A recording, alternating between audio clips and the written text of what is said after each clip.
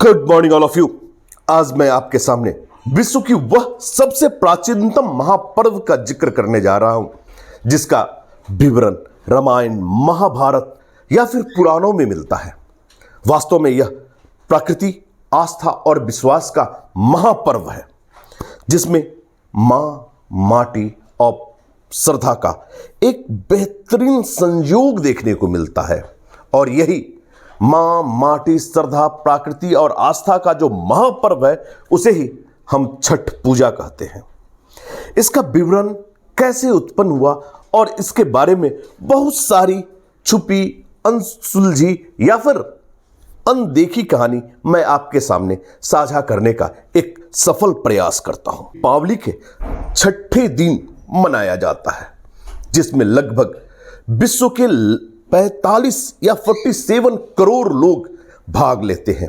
वास्तव में यह पर्व बिहार, उत्तर प्रदेश, झारखंड या अब कह सकते हैं विश्व के प्रत्येक कोनों में बड़ा ही श्रद्धा, उल्लास और पवित्रता के साथ मनाया जाता है।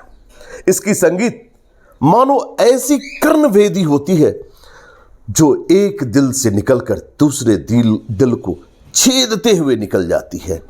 मार बउरे सुग वाधनुष से कि सुगा गिरे मोरो छाए।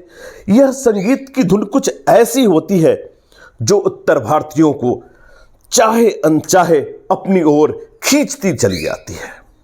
और ऐसी आवाज, ऐसी ध्वनि, न कोई राग है न गीत है, बस एक दिल से निकली हुई आवाज जो दूसरे दिल को छू जाती है।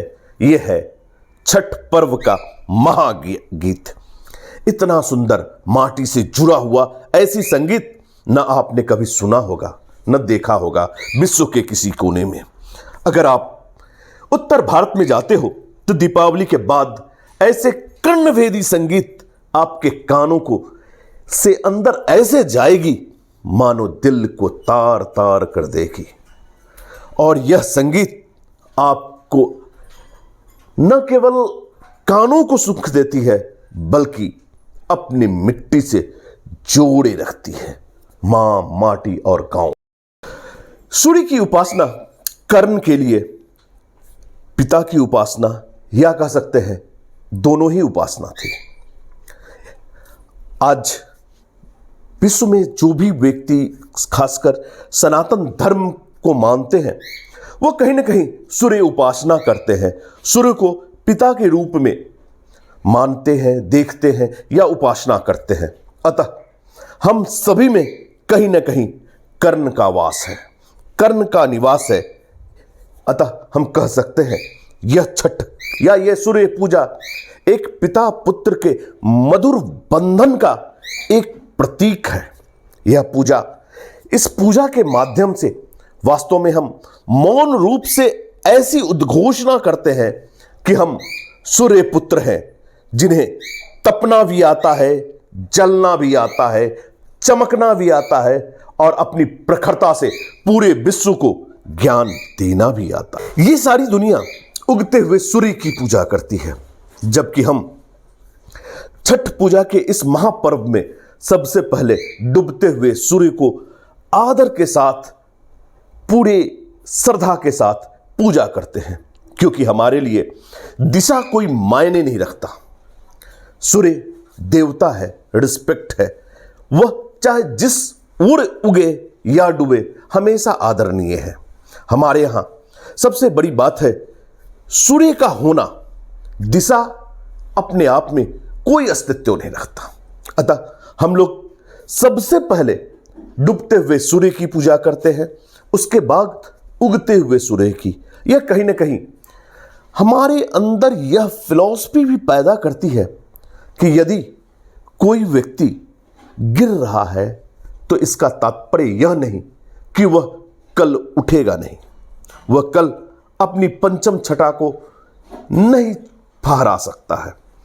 यह कहीं ना कहीं यह विश्वास भी पैदा करता है कि आज आप असफल हो तो कल जरूर सफल होगे, केवल मेहनत करते रहो। आज मैं पूना में हूं, लेकिन जैसे जैसे यह पर्व नजदीक आता है तो जितने चाट वाले भैया हों, सिंघारे वाले भैया हों, खोंचा वाले या फिर एसी में रहकर पीसी पे काम करने वाले सीओ या फिर व्हाइट कॉलर जॉब, कहीं ना कहीं धीरे धीरे खत्म होते हुए नजर आते हैं, भागते हुए नजर आते हैं, दौड़ते हुए नजर आते हुए। कहाँ? अपनी माँ मिट्टी और श्रद्धा की वह भूमि जहां छठ पूजा उनका इंतजार कर रहा हो या फिर मां उनकी इंतजार कर रही हो।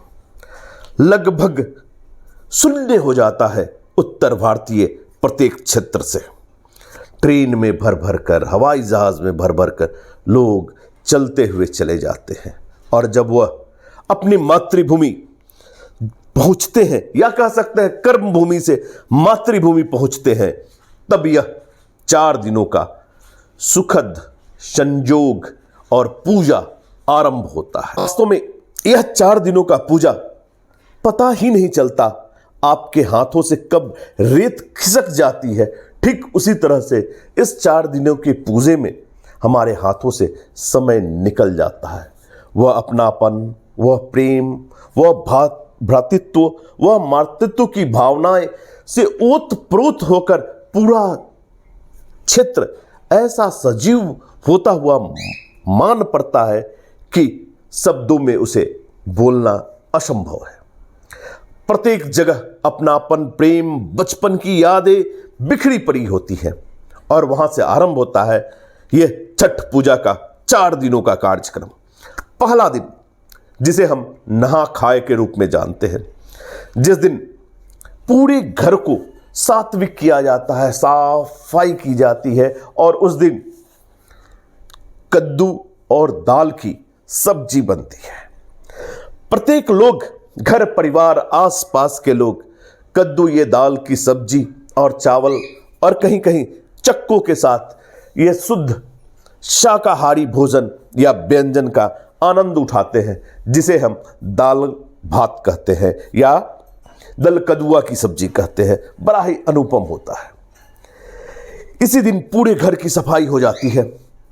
दूसरा दिन, जिसे हम खरना कहते हैं, इस दिन जो भी माता बहनें इस पूजा को करती हैं, पूरे दिन निर्जला, बिना जल का एक कतरा लिए हुए फास्टिंग में रहती है और रात में भगवान की पूजा, सूर्य नारायण की पूजा, खरना की पूजा होता है। संध्या वक्त में जब सूर्य या कह सकते हैं दिन और रात का संगम होता है, उस समय केले के पत्ते पर रोटी, खीर और वह खीर गुड़ और चावल और दूध की, उस पर मिठाई और वह केला डालकर पूजा किया जाता है। और उस पूजा के बाद जो भी व्यक्ति इस व्रत को करती है, बस रात में वही प्रसाद खाती है और पानी पीती हैं और एक ही जगह बैठकर उसके बाद वह प्रसाद जो पूजा में चढ़ाया गया होता है उसे अपने प्रियजनों में बांट दिया जाता है। इसके बाद आता है तीसरा दिन, जिसे हम शाम का समय कहते हैं या फिर सझिया आरक कहते हैं। उस दिन जो घर में अलग अलग तरह की पकवान बनी होती है, जो ठकुआ वास्तव में एक ऐसा स्वीट्स है जिसे विश्व की कोई भी मिठाई उसका परतर नहीं करता। अगर आपके मुंह में भी पानी आ रहा है तो यह कोई संयोग नहीं, बस एक विश्वास है। उस छठ पूजा की पवित्रता है। दिन भर बनता है, शाम में अर्घ सजाए जाते हैं, बड़े बड़े टोकरी में सारे चीज़ों को डालकर हम और आप अपने आसपास के नदी तालाब के पास जाते हैं सर पर लेकर, और वहां डूबते हुए सूर्य की पूजा होती है। और इस विश्वास के साथ इस डूबते हुए सूर्य की पूजा होती है कि कल पुनः इनका उदय होगा और यह मुझे दर्शन देंगे। और ऐसे समय में जो महिलाएं या पुरुष पूरे व्रत करते हैं वो निर्जला रहते हैं, वो कुछ भी न खाते हैं और न ही जल का एक कतरा ही मुंह में लेते हैं। और जब सूरज अस्त होता है तब हम उन्हें अर्घ देने के बाद घर पे आते हैं। उसके बाद एक अलग कार्यक्रम आरंभ होता है जिसमें दीप जलाना, प्रसाद को बदलना और गन्ने की बड़ी बड़ी डंडों के साथ वहाँ पर जागरण किया जाता है। और फिर स्टार्ट होती है वह मधु संगीत। उसके बाद हम लोग इन सारे चीज़ों को, इन सारे प्रसाद को लेकर अपने अपने जगहों पर भगवान के रूम में डालते हैं। और उसके बाद आरंभ होता है चौथा दिन, जब हम सूर्य उदय से लगभग घंटों पहले नहा सुनाकर नए कपड़े के साथ अपने अपने पुराने, जहां पर हम लोगों ने कल संध्या पूजा किया था, पूरे परिवार के साथ पहुंचते हैं और उगते हुए सूर्य का इंतजार करते हैं। और इंतजार करने के बाद उगते हुए सूर्य के साथ हम लोग उनको अर्घ देते हैं, प्रसाद चढ़ाते हैं और फिर प्रसाद वितरण का कार्यक्रम आरंभ होता है। और इस तरह छठ पर्व उस साल का समाप्त होता है, इसी विश्वास के साथ कि अगले वर्ष हम लोग इसी आस्था, इसी श्रद्धा और इसी अपनापन प्रेम के साथ इस आस्था, प्रकृति और का महापर्व फिर मनाएंगे। आप जहां भी हो, छठ पूजा में आए, देखें, समझे, जाने। यह वास्तव में प्रकृति, मां, श्रद्धा और मिट्टी का अनुपम संयोग है, मिलन है, जो शायद विश्व में कहीं नहीं। इन्हीं शब्दों के साथ मैं अपने शब्दों को विराम करता हूं। जय हिंद।